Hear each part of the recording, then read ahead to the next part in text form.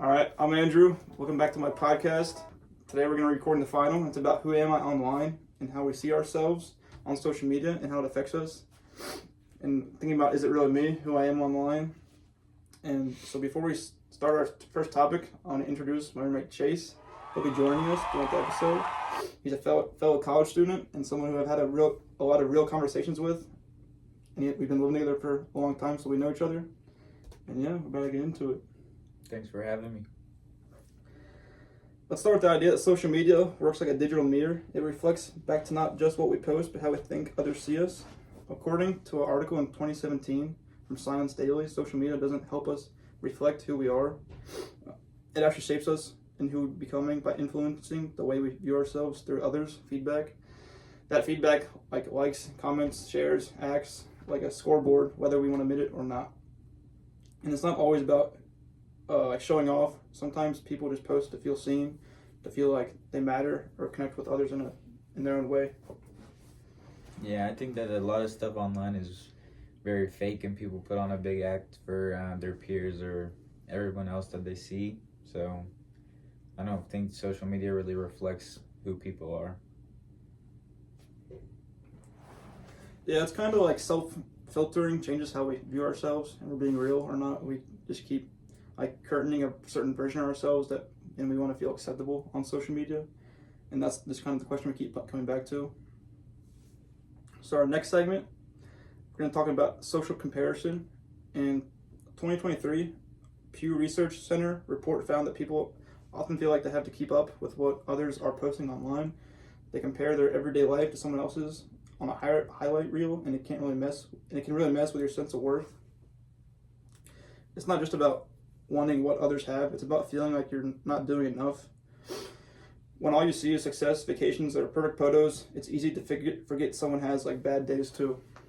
Yeah, and that goes back to the topic before. Everything online you see is really fake, and people like you can't compare yourself to any of that because it's just it's not real what you see. It could be them putting on a stunt or anything else, so it's hard to compare. Yeah, and it's not even just like envy.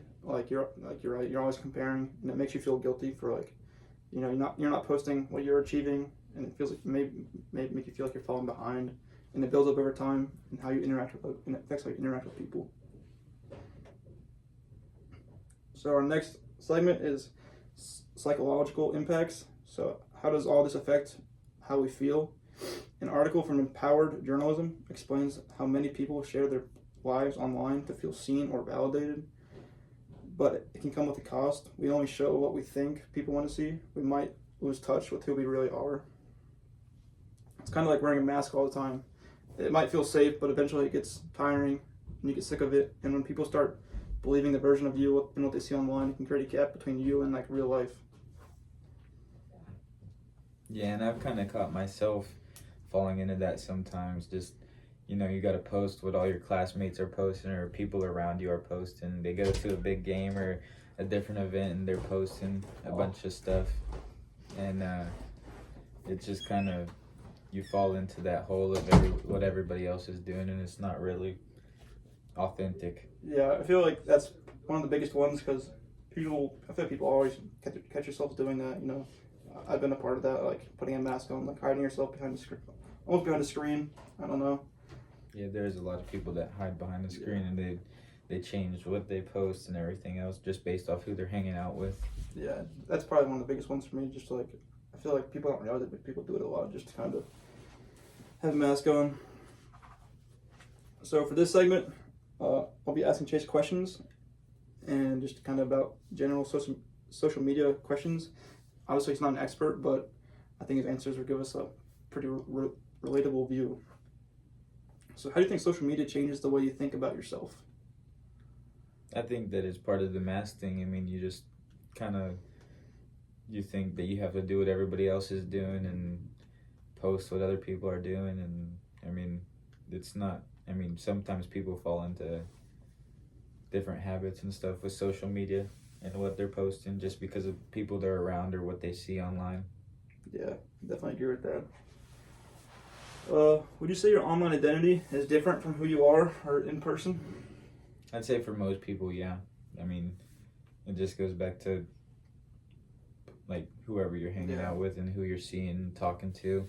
You'll probably post similar things or be interested in the same thing. So, I mean, if somebody else saw that from the outside, then, I mean, it could look different for them, but they might try and fake it until you make it type deal or something. I kind of agree with that. I think I don't think anyone's exactly who they are online. I think, like, kind of we talked about earlier, like, people, you see somebody's posting it, they want to make it look perfect, so you don't really see who they really are. Do you ever feel pressured to post a certain way?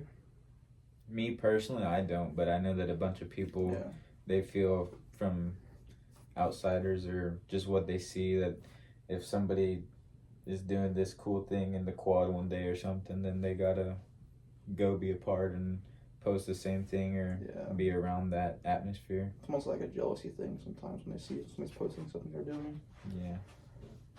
Are there things that you avoid posting because of how others might react? At times, yeah. I mean, it just depends on the crowd you're sending it to or who's gonna see it. Because, I mean, you don't want everybody to see certain things, and then some things you don't care if anyone sees. So. Yeah, I agree with that. Do you feel like social media helps you express yourself, or does it make it harder?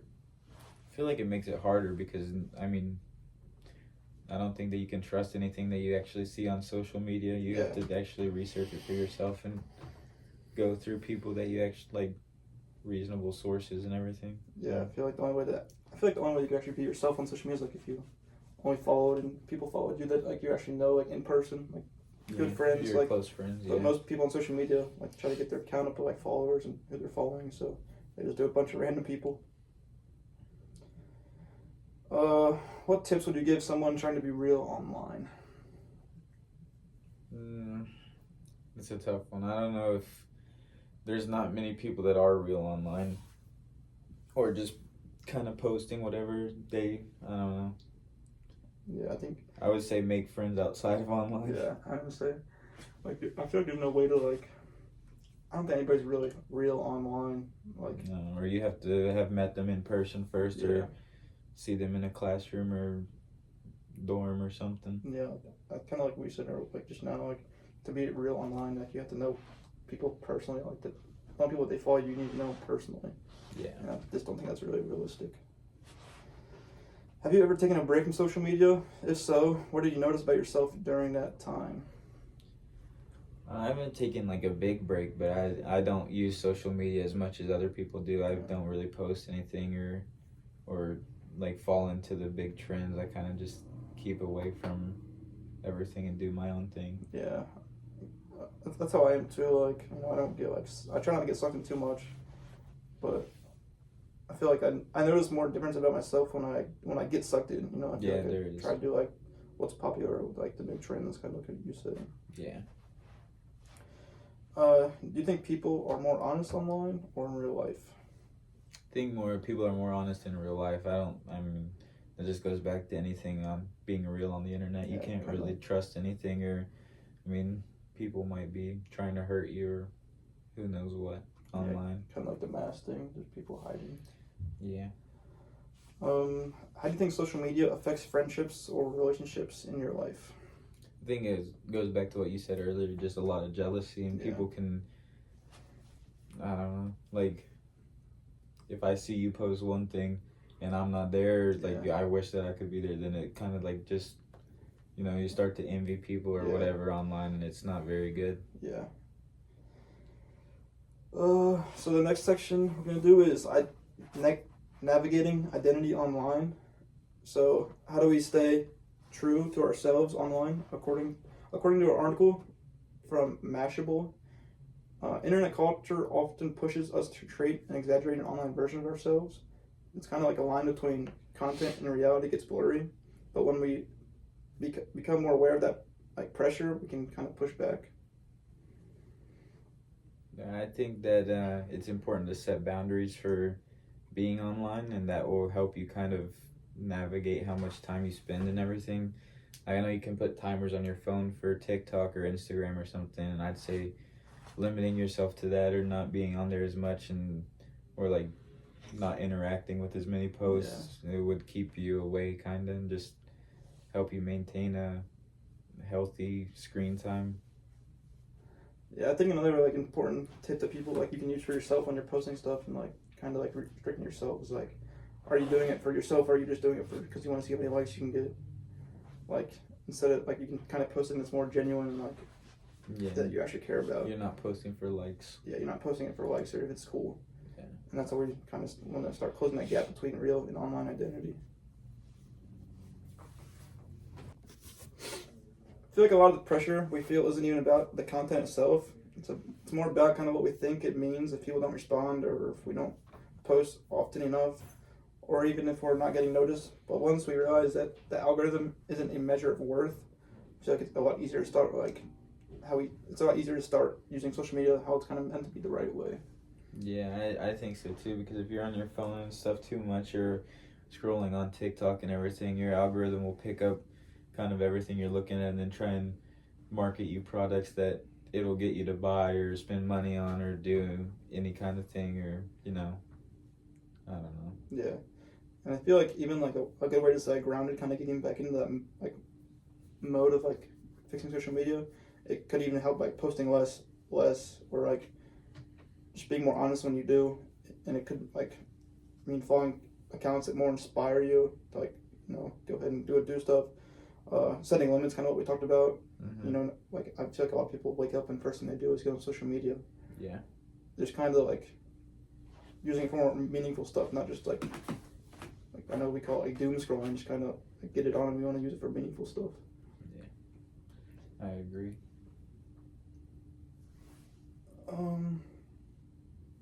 feel like we can also use social media in ways that kind of match our values, and that can like kind of supporting our actual life. It can be anything, faith, sports, not just people. Messaging someone instead of like broadcasting everything. You don't have to perform for everyone that follows you. Sometimes the most kind of real like moments you have with people on social media can just be texting with somebody. You don't need to show it to everybody. Yeah, and that's what I mean, that's why the whole fake thing and everything, everything you see on Instagram, Snapchat, like TikTok, those are like kind of fake, but if you're just texting one person and everything, that's fairly, that's one way that you could be real. Yeah, I feel like you get a lot more real and you kind of have actual like meaningful conversation. Yeah. And it's important to remember that social media is a tool. Like, I like that like kind of reference because a tool can be used well or can be used poorly, just kind of how you use it yourself. It can help us connect with other people and reflect, but it kind of depends how you use it. Yeah, there's you can meet I know some people meet like business partners and everything else online, or if you consider LinkedIn to be a form of social media, it's a good way to make business and do things like that, but the things like TikTok or Instagram that you're kind of just idolizing other people and everything is not a real form of positive social media. Yeah. And next thing I want to talk about is kind of like performance, because I feel like when we're using social media, we want to like kind of perform for other people. We don't really even realize it, but we're just kind of like performing a certain version of ourselves, whether it's like a friend or a fashion icon if they can see us, or somebody that we don't know who we want to get to know. It's kind of like I feel like it always comes back to like being real, like and how much you care about social media. And that's what I would say too. That's kind of like the idolizing or envying side. You want to be like somebody else you see on social media, so you start posting or your friends start posting, and you kind of just fall into the trap of social media and kind of go on the negative side of things. Yeah, and I don't think you can use it for good too. Like you can post and it will give you confidence, but like again, people use it differently. It's kind of just like part of your identity, I guess. And problems can happen. You can have problems when you post and you're like using it for the wrong stuff, but it can also be a good thing. It just kind of depends how you're using it. Kind of like what you post and how you intend for people to react to it. Yeah, I think so too. And then it kind of ties into like tension and authenticity and approval. Like most of us want to be real, but we also want to be liked. So you kind of use this on like weighing in on each other because you want to stand out and fit in, but those goals don't always match and they kind of affect each other in your post. Yeah, I'd say the people that you see on TikTok are like the big celebrities or everybody who's who've made it famous online and everything, they're not very. It's all an act. It's a big. Yeah. I mean, half the time their stuff is scripted and everything, and you don't even see who they really are. Yeah. So our next segment is kind of the future of social media and digital identity. So we look in the future, social media, it's going to continue to evolve, obviously, and it's going to affect our digital identities. You know, things like AI and filters that change your face, or any algorithms that are going to be new. You don't even realize it, really. It's just going to affect how we show up online, and it is getting more complicated. Yeah, I know that in other countries, a lot of them like to use the filters on Snapchat or just different things to take pictures, and I mean, you can't even tell who they are after they put all the filters and stuff on. So yeah, and it is like kind of a fair concern, because kind of what you said, you don't know who they are. Yeah. Platforms get smarter and smarter, like the more they come out, and that may make people feel more pressure to like fit a certain image. But it also means that we need to be smarter how we share our stuff and how we share ourselves online. And I think a way to do this is building more habits that are offline, kind of getting back to who we are without social media. Could be spending time with friends in person, doing stuff outside, just getting outside and doing stuff with real people. yeah, I think you have to be very careful online, just of who you fall into, or I mean, you can meet anybody with a mask on, and then they can ruin your life in a matter of seconds if you give them all your information and everything. So yeah. And another thing that kind of comes up is like digital legacy almost.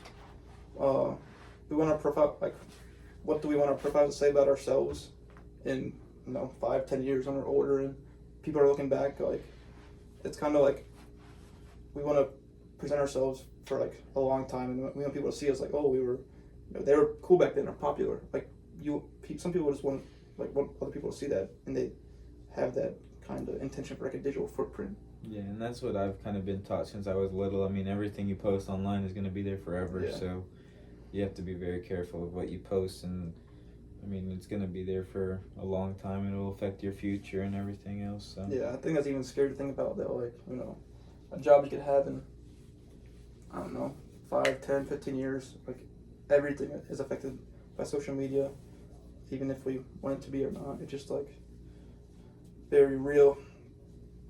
What do you think are some ways that you can, help protect your, I guess, digital legacy and not get affected by it in the future?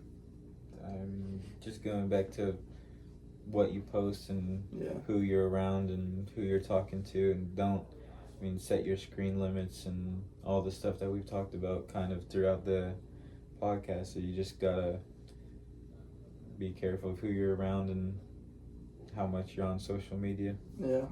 How much do you think, like, AI and all this new computer stuff, how much do you think it will affect social media in the future? I think it's already affecting it a lot, but in the Yeah. future, I mean, you don't even know if you're going to be talking to a real human or if you're talking to a robot. So Yeah. So, to wrap things up, social media is powerful. It helps us create ourselves, but it can also lead to kind of create a fake version of ourselves. It isn't about, like, social media isn't totally real. The more time we spend online, the more time we need to ask, like, are we being honest, are we being ourselves, kind of in the end, and are we just trying to perform for others? And that's really it for today. Thanks for joining us, Chase, and thanks for watching. thanks for having me.